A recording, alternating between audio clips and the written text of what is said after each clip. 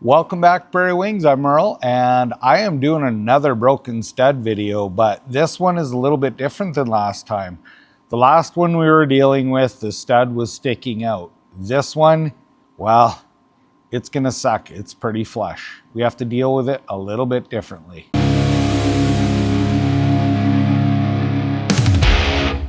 We could choose to drill this one out, but my attempt again is going to be using heat. So we're going to use the welder, and what we want to do again is I'm going to weld a nut onto here, and I have to prep this first, and I'll show you why. If we look really close here, you can see there's a pretty good layer of rust. This has been broken for a while. Now, I have had better success. I've welded over this with rust and without. I've been way more successful by taking just a layer of rust off, because what that does is it prevents what's called porosity or a weakness in the weld. So all I do is I want to take a non-rounded die grinder bit. I like the square bit for doing this. And then I'm going to just take off some of that rust.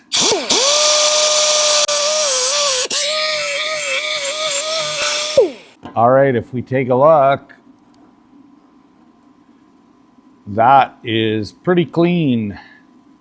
I am just going to wipe it down and take off that little bit of dust. That's all it is. On the other video I did, I used a 3/8 nut. I'm choosing to go a little bit bigger. And the reason why is it's going to be easier for me to get the arc right on the end of that stud. Now, the thing is I'm going to be actually putting some weld on this aluminum, but it doesn't matter. It isn't going to stick. It's a dissimilar metal. So this is ferrous, non-ferrous. We will be totally good to go.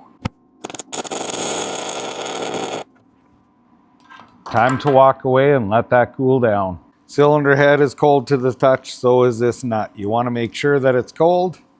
And another note is, if you see there's that white line on there, well, don't breathe the fumes off of this when you go to weld. It is zinc and it is very bad for you. So hopefully you want to take it easy when you're doing this. And I'm just going to, because I don't want to end up having it pile up because we have a rusty stud, lube it up. Turn it back in. Now it's coming out really, really easy. I'm sure people have other methods of pulling out a stud that's below the surface. If you don't mind, share those ideas. This works pretty good every time, and I didn't even in the beginning of it get a really good weld.